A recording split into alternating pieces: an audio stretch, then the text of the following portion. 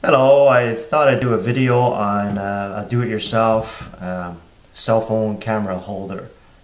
You could buy them online and pay a few dollars for them, but I thought I'd just try and make one myself. So I just went to the local hardware store, which is Canadian Tire in my case, and picked up a few things. But a couple of long bolts and nuts. They have to be longer than your cell phone width, so as long as it's longer than that, then it could support the two plates that will hold it in place. So I bought a pair of those. Also bought a package of wing nuts. So these are 1/4 inch wing nuts, which fits the bolt, and also it's a standard for your camera holder. So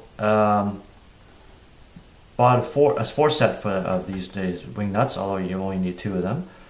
Bought a pair of plates. These mending plates are about $3 or $4 each. It's a little bit heavy. Wish I could find one that's a little lighter, a little thinner. But this is, I guess, for its purpose, it's usually needs to be thicker for this size. So, anyways, as long as it's longer than the length of your cell phone, so that the bolts will go through and on each side of the cell phone, then it should be long enough.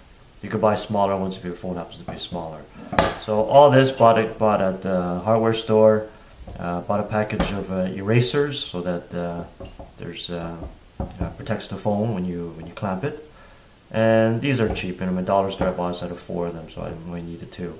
And you have your camera stand itself. So as I said, usually the screw here is a 1/4 inch as a standard. So I had this. I don't remember where I bought it. It was a long time ago. But if you have a camera stand already, you just use that one, whatever you happen to have. Or I think these are sold at Walmart. You could buy them fairly cheaply. So to assemble this, it's fairly straightforward. You just take your 2 plates, take one of your nuts here, and put it through your stand. I use because it's 3-prong, I use one of the legs lengthwise on this plate so that it will support the weight of this bar. If there was a hole in the middle, it would have been ideal, but it wasn't available on this plate. So I take one of the nuts here and tighten that a little bit. Alright, so that's the bottom part, bottom plate.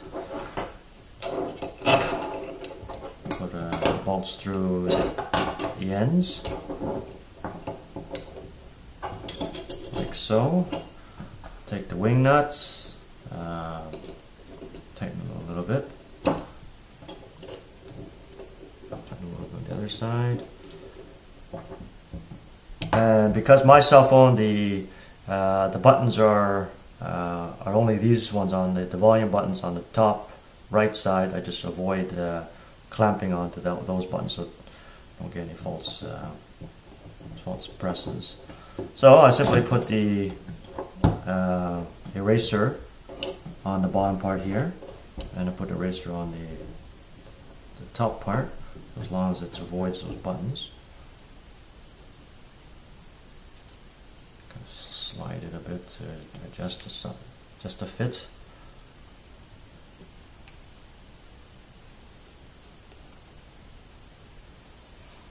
That's essentially it. Once you squeeze it in there, tighten both screws.